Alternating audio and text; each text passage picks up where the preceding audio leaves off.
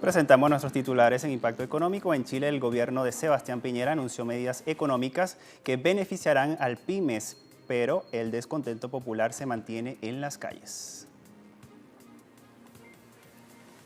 Hablamos de Brasil. Crece la desigualdad social, un flagelo que afecta a la mayoría de la población. Todos los detalles en nuestro segmento Economía en Contexto. En la ciudad de Shanghái se inició este martes la segunda exposición internacional de importaciones de China. Tenemos los detalles en nuestro segmento Economía 360.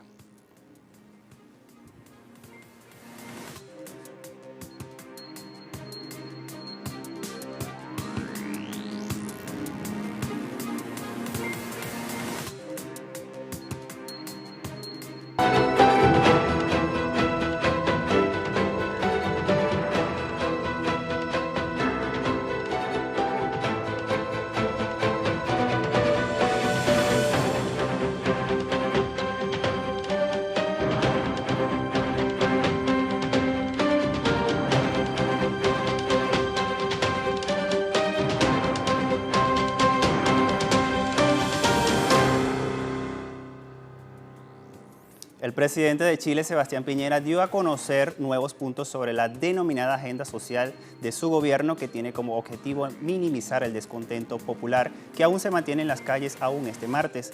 El mandatario chileno informó que se dispondrá del programa Levantemos tu Pymes para apoyar 6.800 pequeñas y medianas empresas afectadas por saqueos y actos violentos, todos registrados desde el inicio del estallido social en ese país. Al sector se le ofrecen beneficios sociales y financieros para reiniciar sus actividades. Sin embargo, investigadores de la agencia Prensa Latina afirman que el gobierno chileno no ha informado el tiempo en el que comenzarán las funciones de las medidas contenidas en la agenda social, como los aumentos de sueldos y pensiones, la estabilización de precios de servicios básicos, así como el plan Levantemos tu Pyme.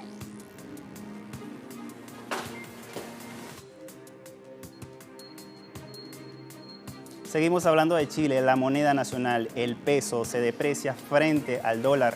La divisa estadounidense subió 10 pesos al término de la jornada cambiaria, colocándose en 749 pesos chilenos.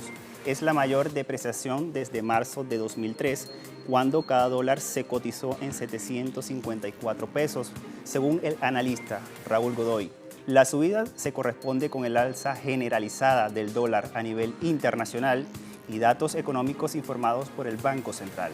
Al mes de septiembre, el índice mensual de actividad económica del país estuvo por debajo de las expectativas del 3%, cuando se esperaba que alcanzara por lo menos 3.6 puntos. Medios financieros adelantan que el dólar puede llegar a 760 pesos y no descartan intervención del Banco Central.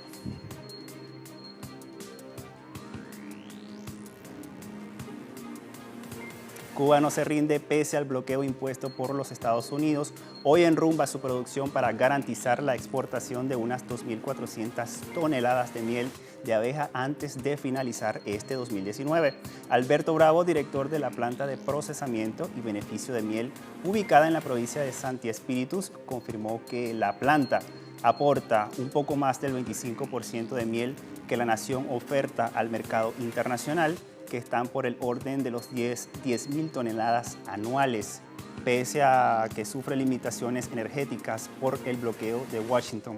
Bravo indicó que Cuba trabaja con eficiencia y cumple todos los parámetros que exigen los mercados del exterior. Los principales mercados de la miel cubana son los países europeos, seguido de naciones asiáticas y de América Latina.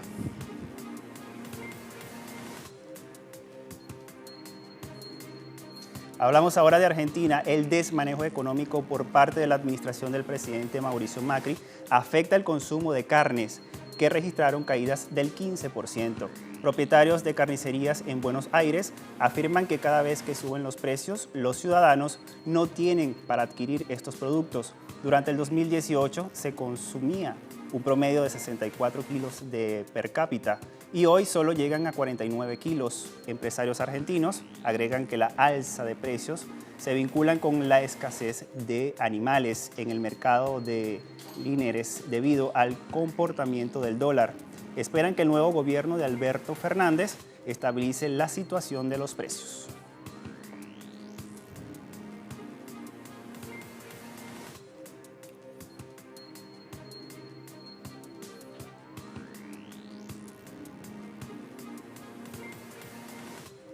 Seguimos hablando de Argentina, donde docentes exigen un aumento salarial digno. El portal web de la agencia Prensa Latina titula Clases sin escuela de Buenos Aires. Los docentes siguen en paro. Los profesores de la Unión de Trabajadores de la Educación se movilizaron en reclamo a una mesa de condiciones salariales y laborales por la defensa del estatuto y concursos transparentes. Eduardo López, secretario general de ese sindicato, señaló que los maestros solo tuvieron un aumento del 29%, que está muy por debajo del índice inflacionario que en septiembre superó el 50% y se pronostica más alto para el mes de diciembre, cerrar el año. En ese sentido, el gremio espera próximamente una respuesta concreta del reelecto gobernador Horacio Rodríguez Larreta.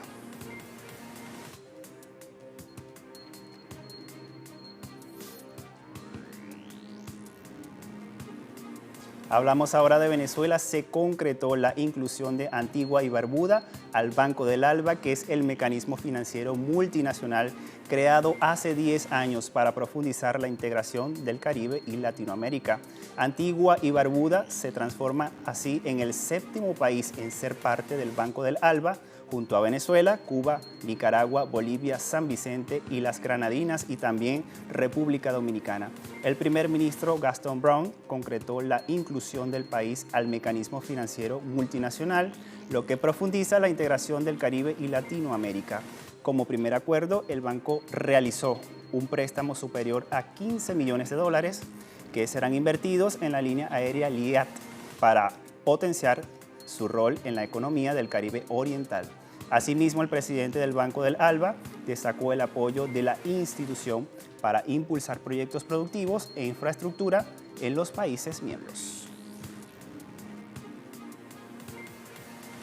Nosotros vimos un tremendo financiamiento y es parte de creer en nuestros propios gobiernos, creer en nuestras iniciativas y todas, les puedo decir, han dado resultados desde el impacto social, económico y también financiero, que es lo importante. Por eso tenemos esos números.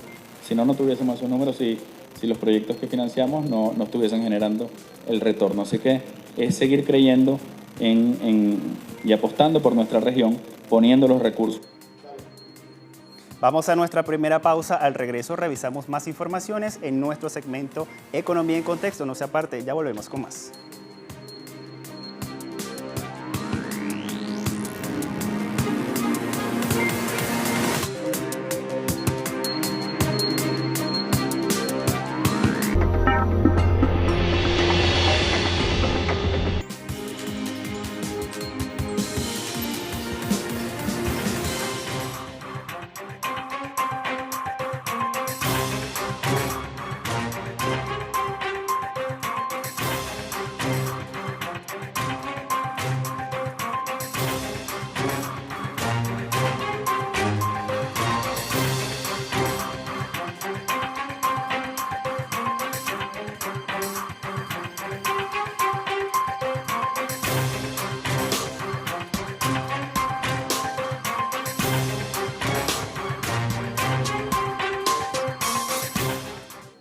El actual gobierno de Brasil, dirigido por el mandatario Jair Bolsonaro, sigue sin poder dar una respuesta a la creciente desigualdad social en el país.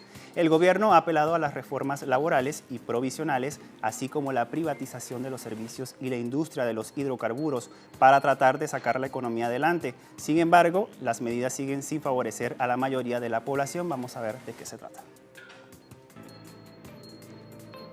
Según la encuesta nacional de muestra continua de hogares, en Brasil se profundizó la concentración de ingresos en los sectores más pudientes desde 2018.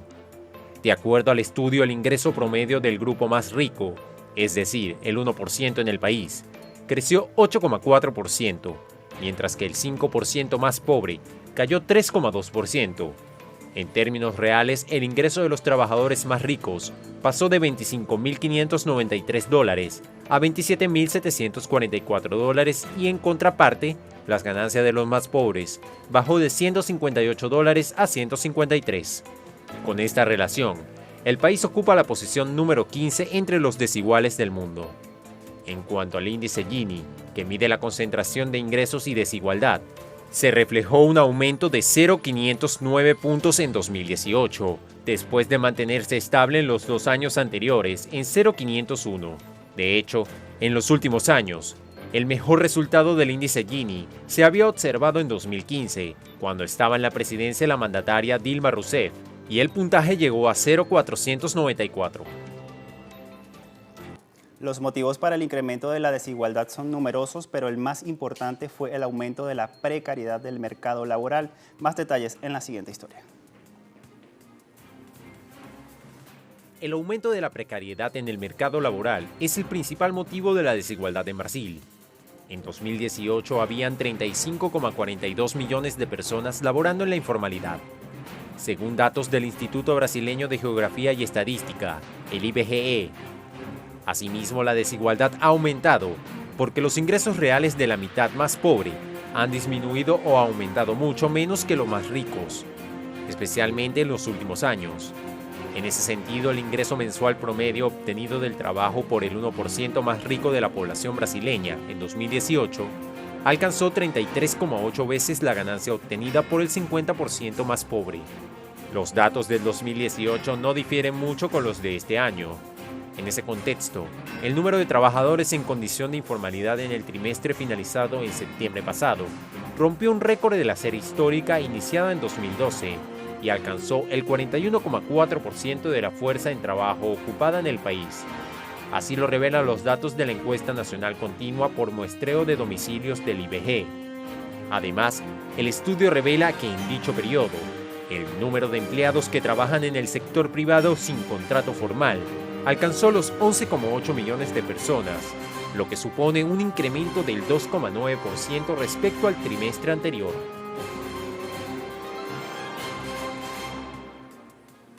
En medio del elevado índice de la desigualdad, ingresos y dificultades laborales, el Senado brasileño sancionó a finales de octubre una polémica reforma provisional que fue impulsada por el mandatario Jair Bolsonaro, bajo el argumento de ahorrar más de 217.000 millones de dólares en los próximos 10 años. El gobierno obliga a los trabajadores a realizar más años de aportes para recibir el beneficio pensional. La nueva protesta decreta el final de la jubilación por tiempo de contribución, es decir, que los trabajadores del sector público y privado deberán tener al menos 62 años en el caso de las mujeres y 65 en el caso de los hombres para recibir estas pensiones. Cada trabajador al retirarse tendrá derecho a una pensión calculada sobre el 60% de todos los salarios recibidos en vida. Pero para tener el 100%, el trabajador deberá contribuir durante 40 años y los opositores a la reforma señalaron que la propuesta gubernamental está basada en el capital y tiene como objetivo excluir el sistema de seguridad social concedido, en la Constitución de 1998.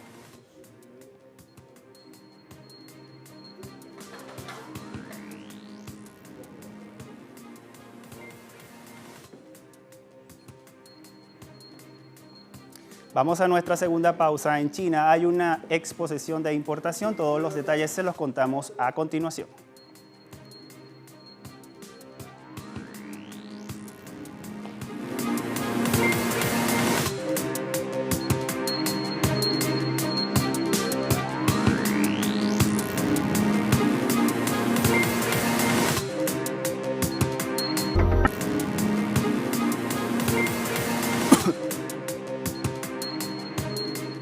El presidente chino Xi Jinping inauguró la segunda exposición internacional de importación de China con el compromiso de facilitar el acceso al mercado. Más detalles a continuación. El presidente de China, Xi Jinping, inauguró este martes la segunda exposición internacional de importación de China en Shanghái, con la promesa de facilitar el acceso al mercado, contrarrestar el proteccionismo e impulsar la globalización económica. La civilización china siempre ha valorado la paz bajo el cielo y la armonía entre las naciones. Trabajemos con ese espíritu y contribuyamos a una economía global abierta y a una comunidad con un futuro compartido para la humanidad. Un total de 155 países y regiones, así como 26 organizaciones internacionales, están asistiendo a la Feria de Importaciones de este año, con un área de exhibición de 360.000 metros cuadrados. 64 países organizan exhibiciones nacionales, mientras que 3.893 empresas organizan exposiciones comerciales. En España, según datos publicados por el Ministerio del Trabajo, el número de personas desempleadas en el país aumentó en 97.948 personas en octubre pasado. El resultado de octubre supone el mayor incremento en el 10º mes del año desde 2012, cuando el país se encontraba en una situación de crisis económica. El aumento del desempleo hace que un total de 3.177.659 personas se encuentren en paro, según datos del Instituto Nacional de Estadísticas. España tiene una tasa de desempleo de 13.8%, una cifra que dobla la media de la Unión Europea.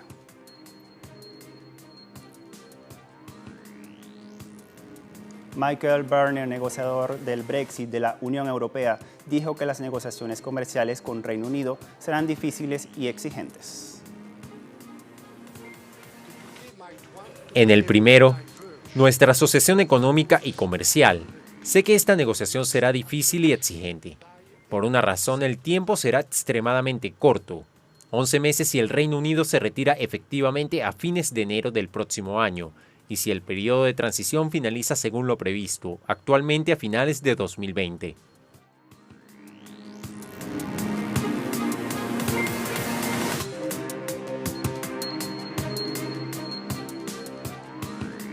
El gigante petrolero saudí Aramco se prepara para su estreno bursátil. El pasado 2 de noviembre, la Autoridad del Mercado de Capitales de Arabia Saudita confirmó la aprobación de la oferta pública inicial de acciones de la petrolera estatal saudí Aramco. Los planes iniciales indican que los títulos cotizarían primero en la bolsa Tadawul de Riad antes de ofrecer otras acciones en una bolsa extranjera. Está previsto que se ponga a la venta cerca del 2% de la cantidad total de acciones. Por su parte, el presidente ejecutivo de Saudi Aramco, Amin Nasser, anunció que la compañía publicaría una propuesta de OPI el próximo 9 de noviembre. Asimismo, se espera que la propia salida a la bolsa tenga lugar en diciembre.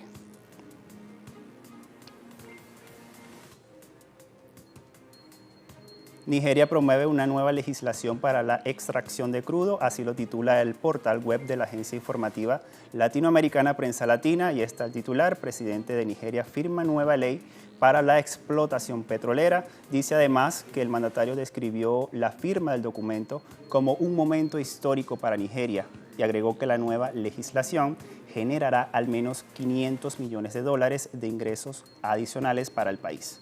Asimismo, dijo que los nigerianos comenzarán a recibir un rendimiento justo por el exceso de recursos de las tierras, y el aumento de los ingresos también permitirá la construcción de nuevos hospitales, escuelas, infraestructuras, y también generarán empleos.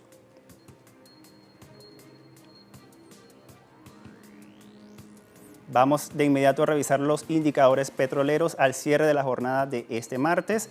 El barril de petróleo intermedio de Texas, WTI, marcó $57.25 el barril, subiendo 1.2%. El barril de Brent de referencia europea se ubicó en $63.01 el barril, al alza con 1.38%, mientras que el crudo venezolano se ubica en 364.56 yuanes, con una ligera baja de 2.7 yuanes al cierre de la semana pasada. Y con estos indicadores ponemos punto final a esta edición de Impacto Económico. Recuerde seguirnos en todas nuestras redes sociales. Soy Edson Sánchez. Hasta la próxima.